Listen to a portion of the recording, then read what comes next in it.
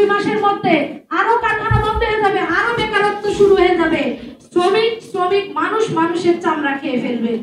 এখনই আমাদেরকে দায়িত্ব এবং সিদ্ধান্ত গ্রহণ করতে হবে যে এই শ্রমিক শ্রেণী কোথায় যাবে। আমি এই গার্মেন্টসের বাইরে তো আরো প্রায় 7,43,00,000 শ্রমিক আছে সব মিলিয়ে বাংলাদেশে। এই বাকি শ্রমিকদের অবস্থানও কিন্তু একই অবস্থা, যারা দিন আনে দিন খায়। তো আমি এখানে বলবো, বাংলাদেশে শ্রমিকদের অধিকার আদায়ের একটাই মাত্র হাতিয়ার, সেটা হলো শ্রম আইন, বাংলাদেশ শ্রম আইন 2006। এই আইনে যদি সকল শ্রমিককে আওতায় আনা হয় তবে সে শ্রমিক আইনের যে সুযোগ সুবিধা সেগুলো ভোগ করতে পারে। আর যদি সে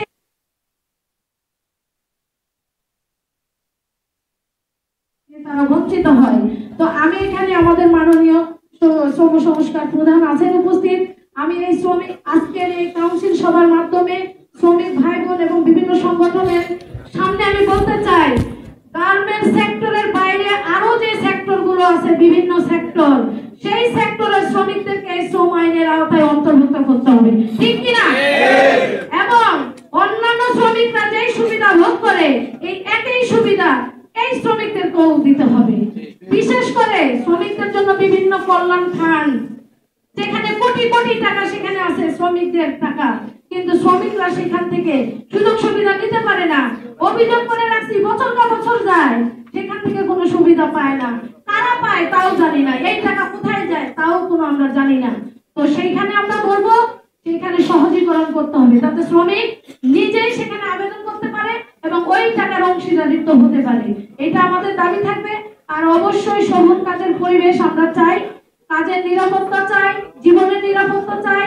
পাশাপাশি আইএলও কনভেনশন 190, 189 এবং 121 আমরা এই অনুস্বাক্ষর করতে হবে, এই 3টা আইনকে। আইএলও কনভেনশন বিশেষ করে আপনারা জানেন, স্কুল, মাদ্রাসা, বিভিন্ন সরকারি অর্ধসরকারি প্রতিষ্ঠান সহ সব জায়গায় বৈষম্যের শিকার হচ্ছে নারীরা এবং পুরুষরাও।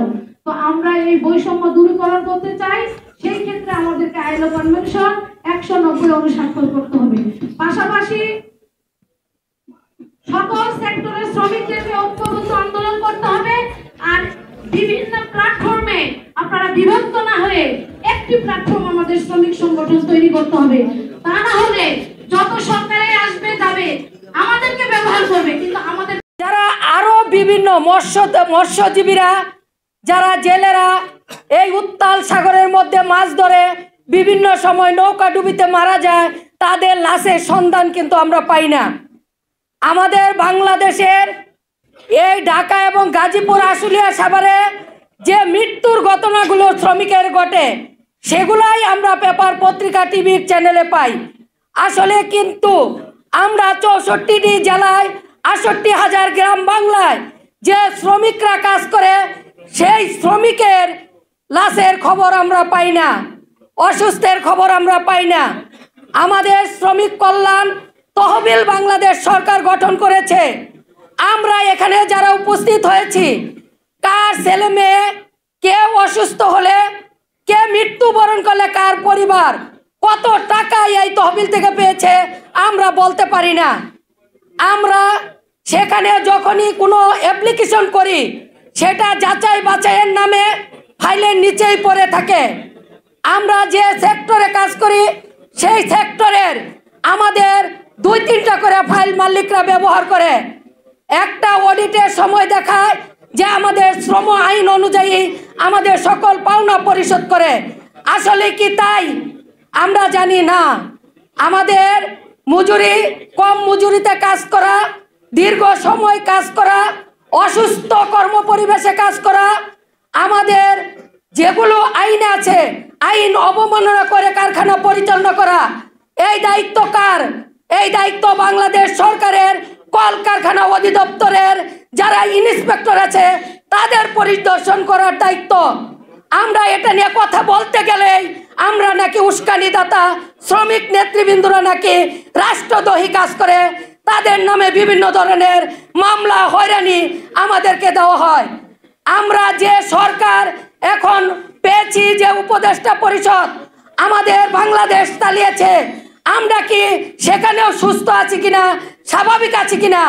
না, আমরা সেখানেও শ্রমিক নেতৃবৃন্দরা অনেকেই ঘরে বসে গেছে, তাদের সংগঠন থেকে সঠিক নেতৃত্ব বয়ে দিতে পারছে না। আমরা কলে কারখানায় কাজ করি, আমরা কি চাই? আমাদের ন্যায্য মজুরি চাই, নিরাপদ কর্ম পরিবেশ চাই, আমাদের স্বল্প এবং কম টাকা দিয়ে আমরা আমাদের চিকিৎসা চাই। আমাদের যারা মা বোনেরা কাজ করে, একই দেশে দুইটি আইন সরকার পরিচালনা করে, যারা ব্যাংকে যারা সরকারি চাকরি করে তাদেরকে 6 মাসের মাতৃত্বকালীন ছুটি দেয়, আর আমরা যারা কলে কারখানায় কাজ করি তাদেরকে 4 মাসের মাতৃত্বকালীন ছুটি দেয়।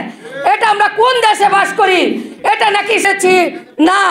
আমাদের যে সংস্কার কমিটি হয়েছে, নারী সংস্কার কমিটি হয়েছে, আমাদের শ্রম সংস্কার কমিটি হয়েছে, আমরা নেতৃবৃন্দরা যে যেখান থেকে সংস্কার কমিশনের কাছে প্রস্তাবনা দিয়েছি, এই প্রস্তাবনা যদি সরকার আইনে রূপান্তরিত করে তাহলেই মনে করব আমরা গণতান্ত্রিকভাবে এই বাংলাদেশে বাস করতে পারতেছি। আর যদি না হয় তাহলে মনে করব আমরা আগের শ্রমিক, আগের মেহনতি মানুষ সেখানেই পড়ে আছি। জয় হোক মেহনতি মানুষের, জয় হোক ঐক্যবদ্ধ শ্রমিক আন্দোলনের। কোনো বিকল্প নাই। দুনিয়ার